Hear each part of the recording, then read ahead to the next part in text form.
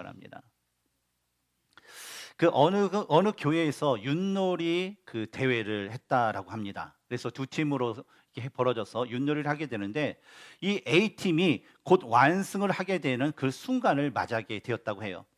B팀은 현재 아직까지 하나만 나가고 말이 3개가 남은 상태였고 A팀은 마지막 말만 이제 나면 되는 그 상황에다가 이제는 B팀이 하고 나서 A팀의 그 선수가 그 사람이 아무거나 낭만 아니면 아무거나 뒤에 나오게 되면 이 윷놀이에서 최종적인 승리를 얻게 되는 그런 순간이 되었다고 합니다. 근데 이 마지막 순간, 그 순간에 B팀의 그 사람이 경기가 다 기울어졌구나라고 여기고 나서 그 마지막 육가락을 던져야 되는데 속이 상했는지 그냥 그 육가락을 내놓고 자리를 떠났다고 해요.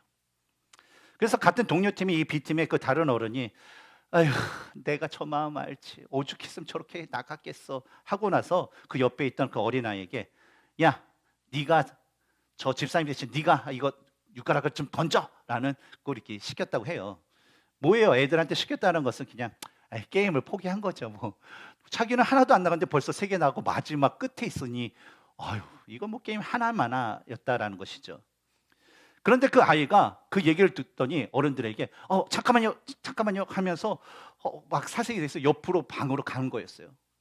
옆에를 가서 이렇게 있는데 좀처럼 기다려도 이 아이가 오지 않는 거예요. 그래서 기다리다 못해 지친 어떤 한 분이 도대체 얘는 경기를 빨리 끝내는데 뭐 하고 있는 거야 하면서 그 아이가 있는 방으로 갔다고 해요. 근데 가봤더니 아이가 기도를 하고 있었어요. 주님, 저 집사님들이요, 나보고 하래요. 이 육가락을 저보고 던지라고 그래요. 근데 하나님이 뭐 그러셨잖아요. 하나님이 우리와 함께 하시면 무엇이든지 가능하다고 하셨잖아요. 하나님이 나와 함께 하시는 거 아니까 믿으니까 내가 이거 던져서 이기게 해주세요 라는 그 기도를 했다라는 거예요. 근데 그 모습을 보던 어른이 참 기특하잖아요. 그렇죠? 우리 주일학교 애들도 가면 어린아이가 기도를 딱 두 손을 탁 모으고 기도하는 모습을 보면요, 마음이 뭉클하고 어때요? 좀 기특하잖아요. 그래서 그 어른이 그것을 보고 와서 다른 분들에게 얘기했대요. 기도를 하고 있어.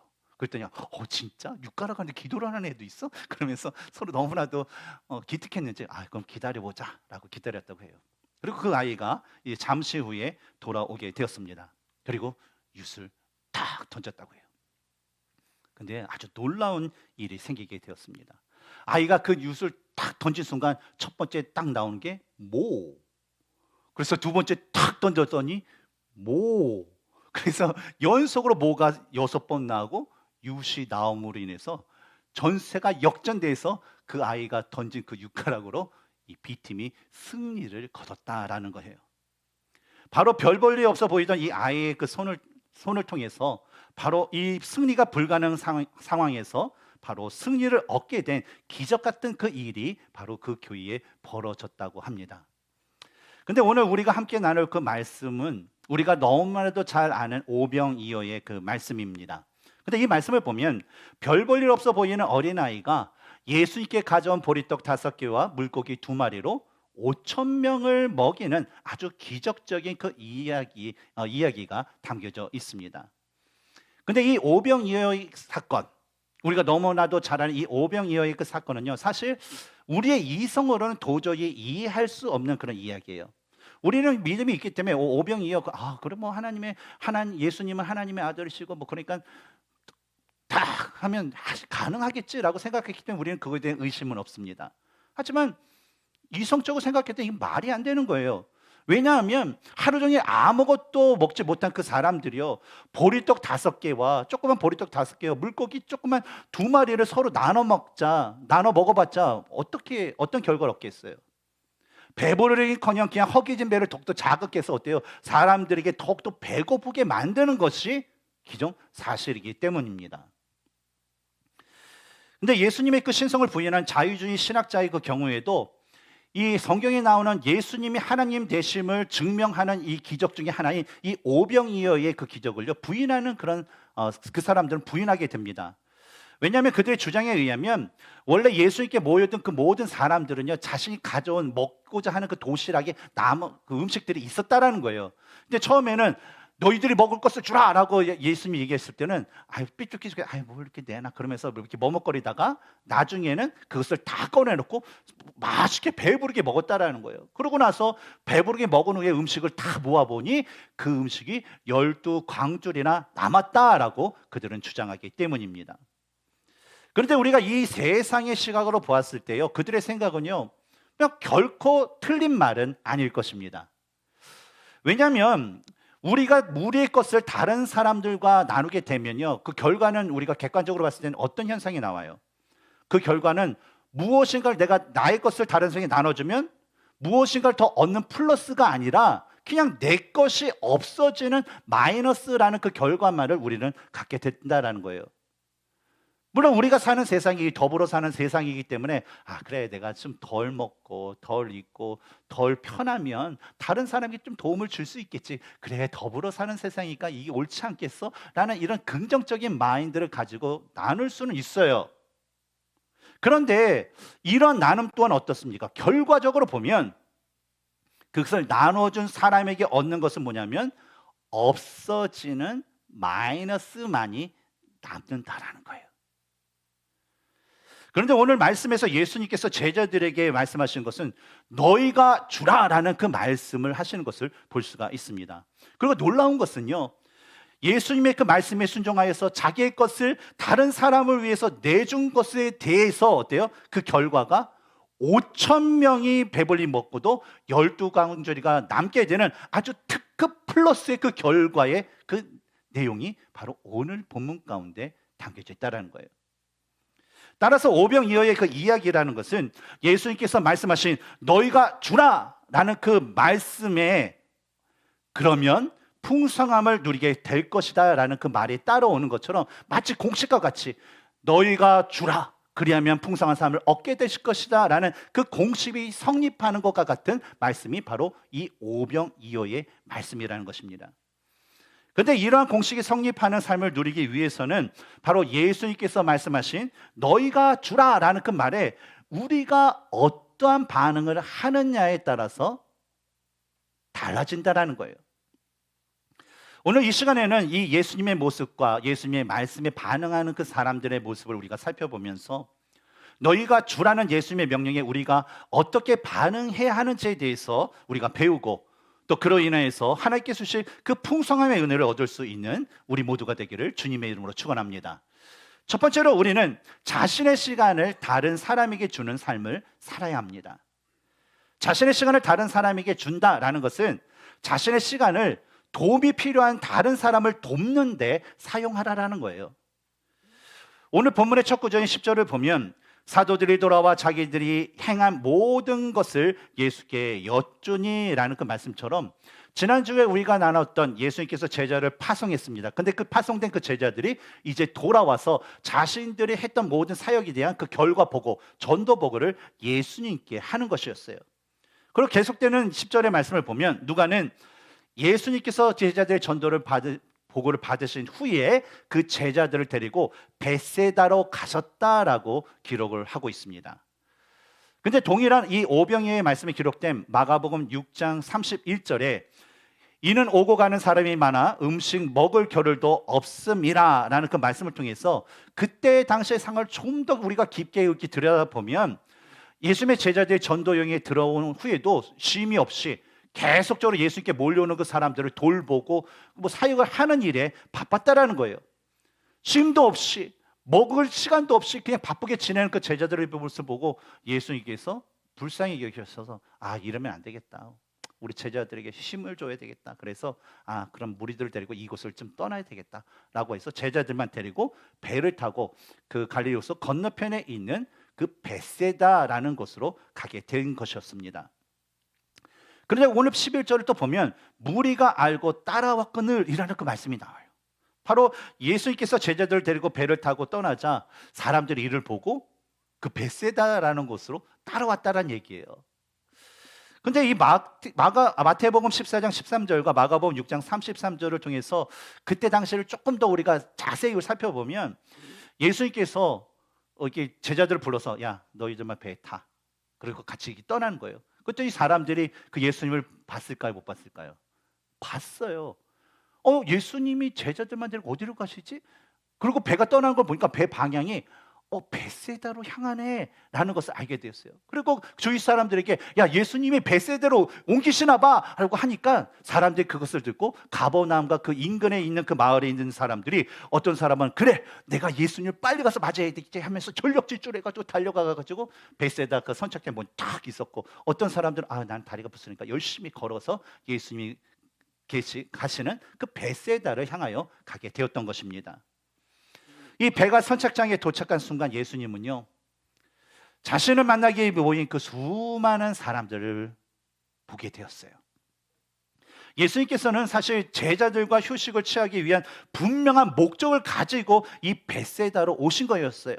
하지만 저마다 각각의 이유와 목적을 가진 그 수많은 사람들이 예수님을 만나기 위해서, 예수님을 보기 위해서 온 것을 보게 되었다라는 것이죠.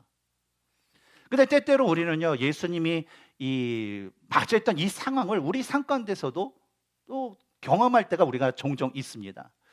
우리 여기 계신 우리 성도님들 같은 경우에는 월요일서부터 토요일까지 열심히 각 가정에서, 직장에서, 또 사업자에서 열심히 그리스도인으로서의 어떤 그런 삶을 살기 위해서 열심히 살으셨을 거예요. 그러면서 사랑도 전하고, 때로는 기회가 생기면 말씀도 전하고, 예수 믿으세요 하면서 복음의 사역을 열심히 하셨던 분들입니다.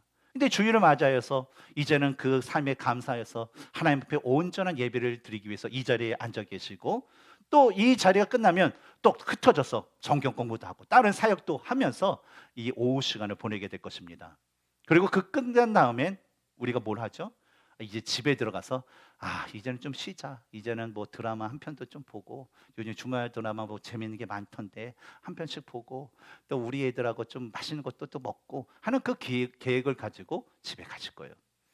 근데 만약에 여러분이 집에 딱 갔는데 전화가 와요. 뽀르르 해서 여보세요 그랬더니 집사님, 제가 집사님께 할 말이 있는데 좀 제가 집사님을 만날 수 있을까요? 집사님, 제가 집사님을 보고 싶은데 지금 집으로 제가 지금 가려고 하는데 갈 수 있을까요? 라는 그 통화가 오든지, 또 전화 받았는데 집사님 지금 집 문 앞이니까 빨리 문 열어주세요, 들어가게. 그런 상황이 벌어진다면 여러분의 마음은 어떻겠습니까? 물론 어떤 분들은 잘 오셨어요, 그래요, 좋아요, 오세요 하면서 교제를 나누면서 막 아주 좋은 유익한 시간을 가질 것이고, 어떤 분들은 집사님 오는 때가 진짜 힘들거든요, 좀 피곤하니까요 미안하지만 오늘은 못 만날 것 같아요, 그냥 돌아가세요 라고 하면서 거절을 할 수도 있을 것입니다. 근데 이것은 그냥 우리의 컨디션이 어떠냐에 따라서 자연스럽게 나오는 그런 말들일 것입니다. 그런데 우리 예수님께서 말씀하신 마가복음 6장 34절을 보면요, 예수님께서는요 그러한 사람들을 불쌍히 여기시고 또한 그들을 맞이해 주셨다라는 것을 볼 수가 있어요. 우리 마가복음 6장 34절 한번 읽어볼까요? 시작. 예수께서 나오사 큰 무리를 보시고 그 목자 없는 양 같음으로 인하여 불쌍히 여기사 이에 여러 가지로 가르치시더라. 예수님께 모여있던 그 사람들을 비유한 이 양이라는 그 가축, 짐승은 언제나 자신의 필요한 모든 음식과 보호와 인도하신 기타 등등의 그 모든 것들을 전적으로 다 목자에게 맡기는 대표적인 동물입니다. 근데 이런 동물이 목자가 없을 경우에는 어떤 상황이 벌어지냐면 무리에서 쉽게 흩어져요. 그리고 길을 잃어요. 그리고 나중에는 아주 심각한 위험에 빠지는 결과를 맞곤 합니다. 그런데 예수님께서는요 자기 앞에 모인 그 수많은 사람들을 바로 이런 목자 없는 양같이 여겼다는 거예요. 왜냐하면 당시에는 목자라고 얘기하는 바리새인과 제사장과 여러 종교 지도자들이 있었지만 그들은 하나님을 알지 못했거든요. 하나님을 아는 그 진리를 인도하지 못하고 자신의 그런 탐욕을 채우기 위해서 백성들을 겁박하기도 하고 백성 것을 뺏기도 하고 종교의 그 이름으로 갈취하는 그런 행위를 했기 때문이죠. 그래서 예수님이 그들을 볼 때에 그들을 목자 없는 양같이 여기고 불쌍히 여기셨다라는 거예요. 이로 인해서 예수님께서는요 비록 제자들과 함께 휴식을 취하기 위해서 이 베세다라는 곳에 오셨지만 그들의 그 처지를 불쌍히 여시고 또한 그들의 필요를 채워주시기 위해서 자신의 시간을 그들에게 주기로 결심을 하십니다.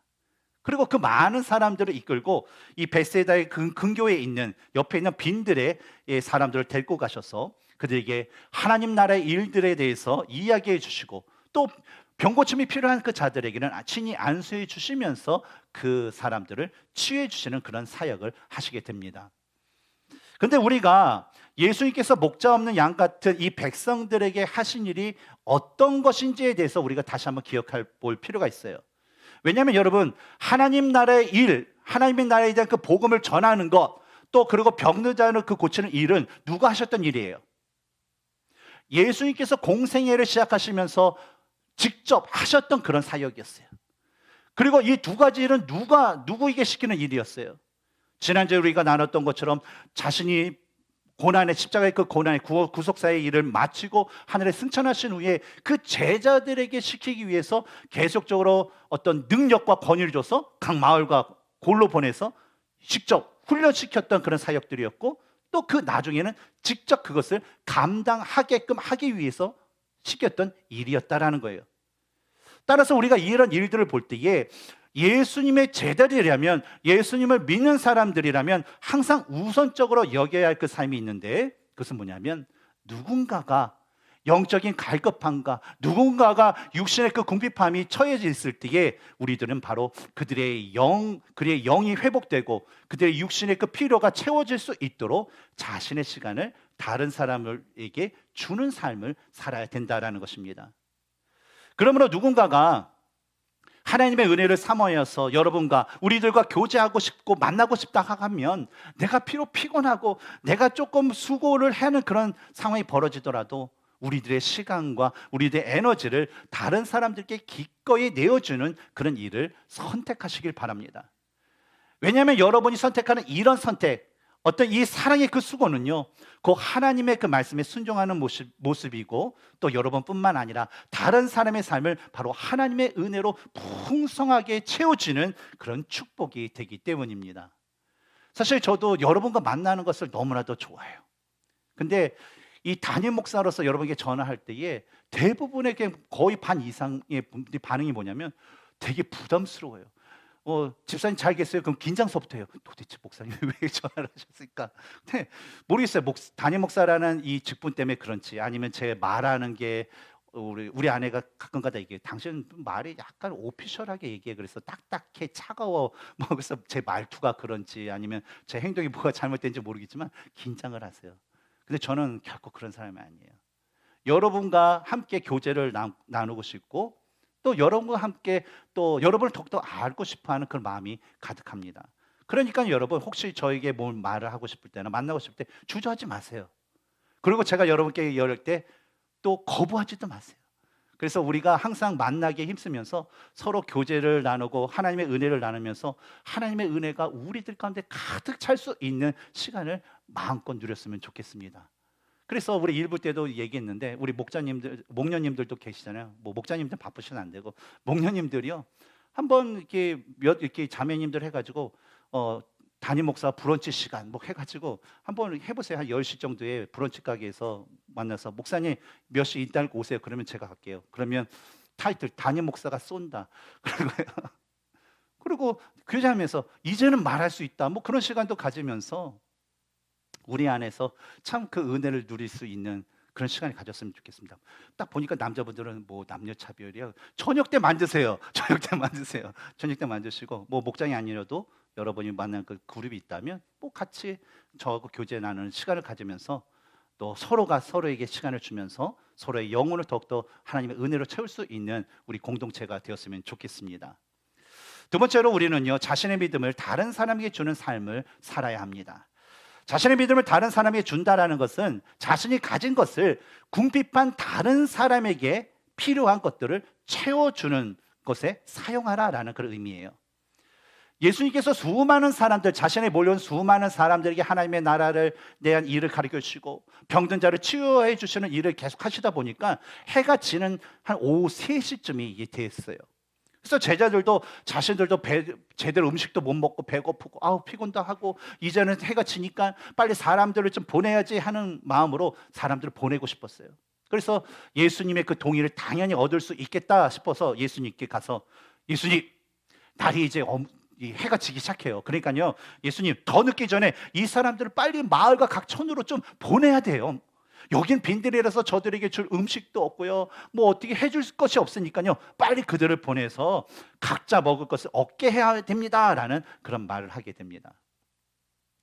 그런데 이러한 제자들의 그 예상과는 달리 예수님께서는요, 오히려 13절에서 너희가 먹을 것을 주라라는 그 말씀을 하시는 거예요. 근데 이러한 예수님의 말씀은요, 제자들을 놀라게 했을 뿐만 아니라, 아니, 어떻게 보면 지쳐있는 제자들의 그 감정을 건드리면서 화가 나게끔 만들 수 있는 그런 말이었어요. 왜냐하면 제자들은요, 전도 여행 후에 쉼도 없이 이렇게 가버나움에서 그냥 먹을 시간도 없이 열심히 일을 했어요. 근데 열심히 일을 하고 있는데 예수님께서 야, 우리 쉬러 가자, 우리 벳세다로 가자라고 해서 좋아요, 예수님 그러면서 따라왔는데 뭐 뜻하지 않게 사람들이 많이 몰려 있어서 그냥 쉬지도 못한 채 그냥 그 사역 가운데 같이 있었다라는 거죠. 뭐 이해해요. 왜냐하면 자기들 그런 사역을 했기 때문에 이해해요. 예수님께서 하셨던 사역이기 때문에. 그런데 예수님께서 그 해가 지는 그 무렵에 자신들이 사람들을 보내게 해주세요라는 그 얘기를 했을 때 하시는 그 말씀이 그래, 너희들 수고했지. 먹고 쟤도 못 먹구나. 야, 이거 먹을 거 여기 있으니까 이거 먹고 이젠 너희들 좀 쉬어라는 그 말을 하면 좋은데, 이런 말이 아니라 뭐예요? 성인 남자만 5,000명, 그 외에 여인과 아이들 하면 10,000명에서 20,000명 되는 사람들을 먹이라라는 그 말은요, 제자들에게 있어서 너무 어이없고 너무 이해할 수 없는 그런 힘든 그런 말이었다라는 것입니다. 근데 예수님께서 이런 말씀을 하신 것에는요, 다 이유가 있었어요. 요한복음 6장 6절을 보면 예수님께서 빌립을 시험하시기 위해서 이런 말씀을 하셨다라고 기록을 하고 있습니다.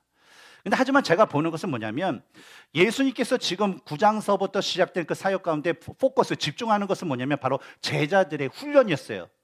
나중에 자신을 대신해서 하나님 나라의 일을 가르치고 또 병든 자를 고치는 그런 사역을 감당하기 위해서 이 제자들을 훈련시키고, 그래서 파송도 보냈고 그런 행동을 했다는 거죠. 근데 그런 이야기 가운데 바로 이 오병이어의 그 말씀이 나왔다라는 것을 볼 때에 예수님께서 이 오병이어 사건에서도 성경은 빌립을 시험하시기 위해서 이 말씀을 하셨다라고 기록되어 있지만, 제 생각에는 빌립을 비롯해서 모든 제자들을 시험하시기 위해서 일부러 이 말씀을 하셨구나라고 저는 알게 되었습니다.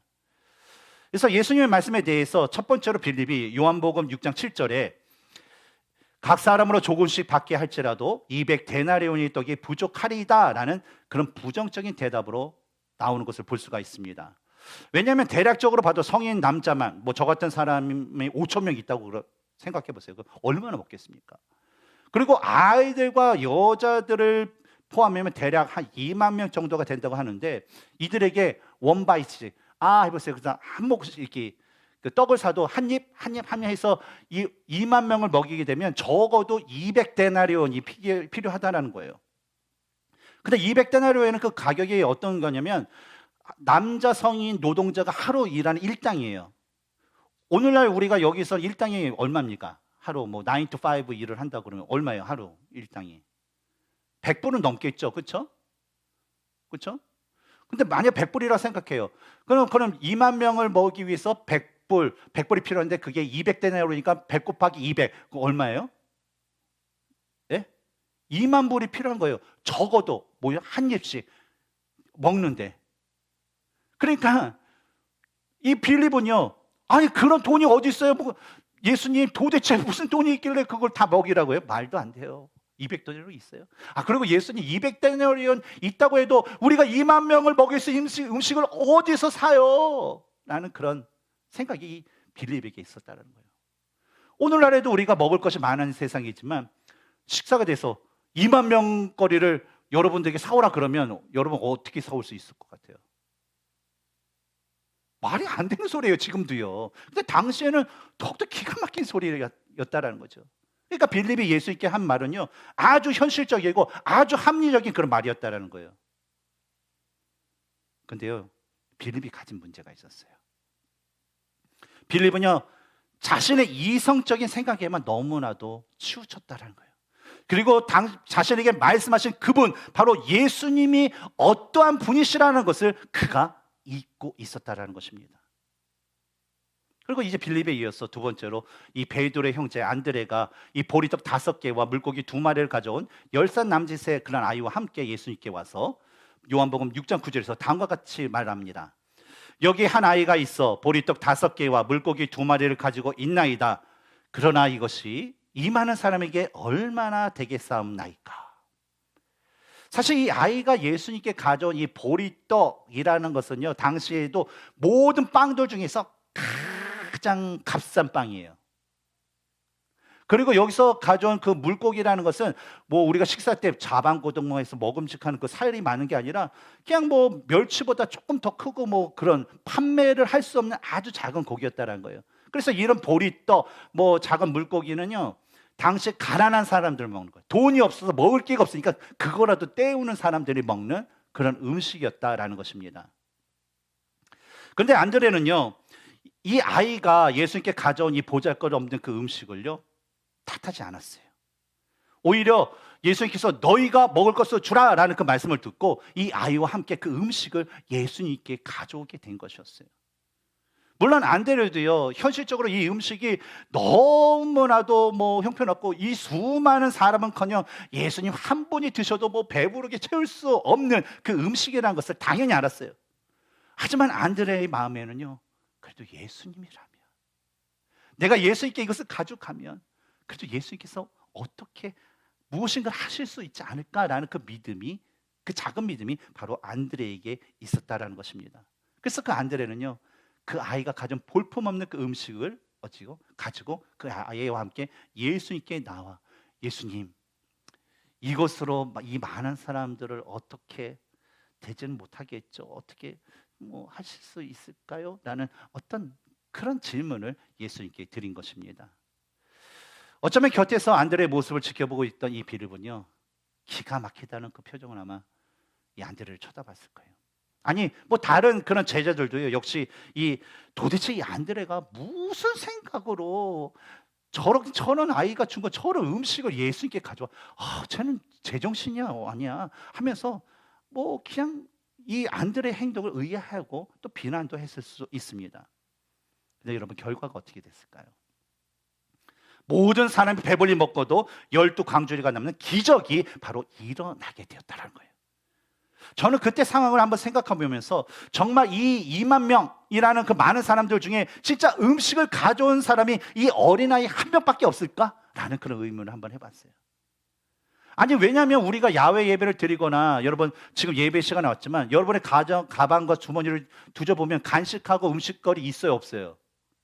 있어요. 근데 당시에는 집을 떠나면 먹을 것을 구하기 더 불가능하다라는 것을 알았던 당시 사람들이 예수님을 따라오면서 전혀 음식을 가져오지 않았을까라는 거예요.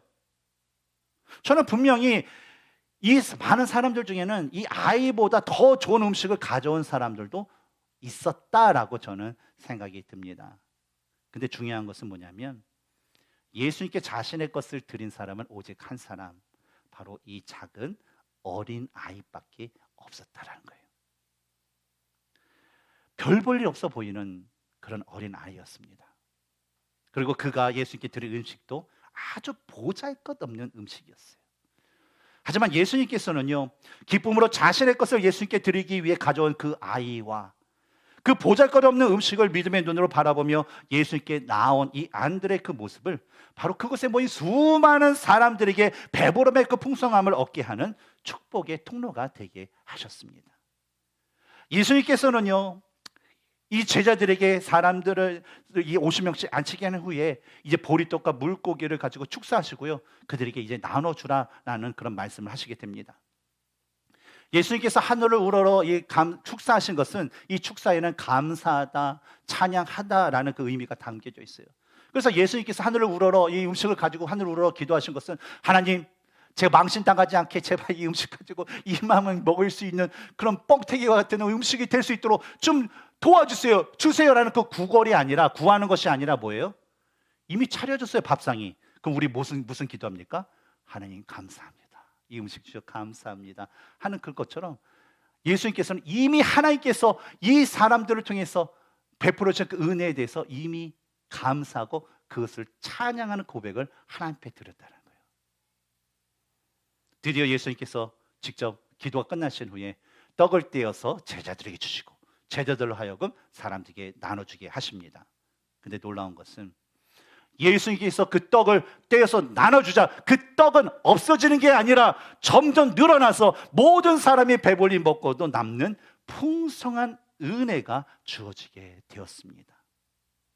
아마 당시에 보리떡과 이 물고기를 받아 먹은 대부분의 사람들은요, 이 음식이 어떻게 공급되었는지를 알 수 없었을 거예요. 그냥 배부르고 그냥 아유 좋아, 아유 배부르게 먹었네 하면서 그냥 좋아했을 뿐이에요. 하지만 예수님 곁에서 그것을 지켜봤던 예수님의 제자들과 그 주위에 있는 사람들은 이런 기적의 일이 바로 예수 그리스도를 통하여서 일어났다라는 것을 알고 또 이 일을 행하신 바로 예수님께서 하나님이 되신다라는 그 사실을 그 순간에 얻는 은혜를 얻게 되었다는 것입니다. 예수님께서 처음부터 제자들에게 바라셨던 모습은 믿는 자에게는 능치 못할 일이 없다라는 그 믿음의 모습이었습니다.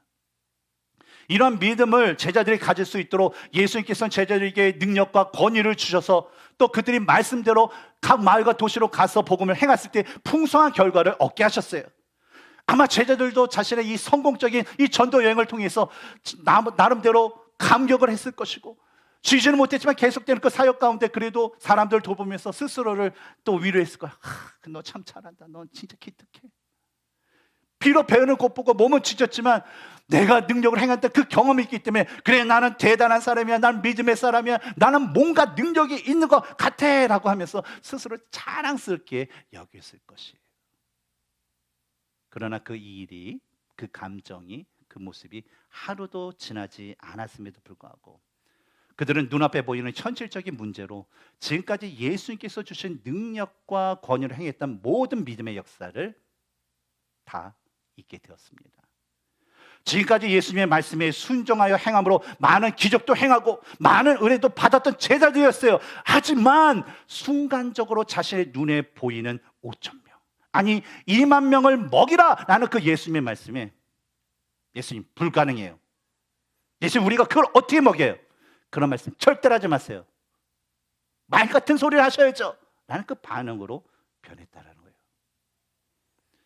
그러나 예수님께서는요 너희가 주라는 그 말씀에 순종하여 자기 것을 드린 어린아이와 안드레의 그 작은 믿음의 행함을 통해서 아주 큰 믿음의 역사를 보여주셨습니다. 바로 예수님께서는 제자들에게 너희가 주라라는 그 말씀을 주시면서 그들이 예수님의 말씀에 믿고 순종하는지를 알기 위해서 바로 제자들을 시험하셨던 것이었어요. 오늘날 우리에게도 예수님은 동일한 말씀을 해주세요. 너희가 주라. 예수님께서는 하나님과 또 이웃을 내 몸같이 사랑하라라는 그 말씀하셨는데 과연 우리는 그 말씀을 통해서 하나님을 얼마만큼 사랑하고 우리의 이웃을 얼마만큼 사랑하는지 그 사랑하기 위해서 자기의 것을 얼만큼 드리고 있는지 한번 살펴봐야 되고 아니 우리는 그 이웃과 하나님을 위해서 우리가 어떤 것을 드려야 되는지에 대해서 한번 고민해 볼 필요가 있을 것이라 저는 생각합니다. 태국에 있는 보험회사에서 만든 Giving is the best communication 이라는 그 영상이 있는데 우리 잠시 보도록 하겠습니다.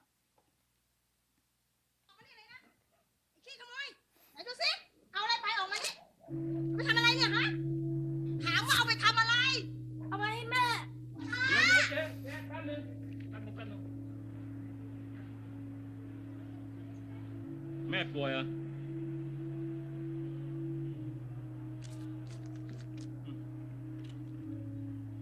อย่าทำอย่างนี้อีกนะ Muối, cao lẩu.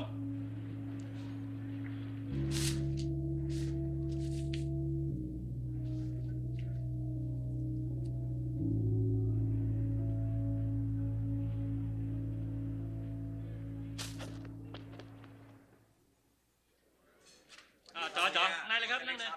ป๊า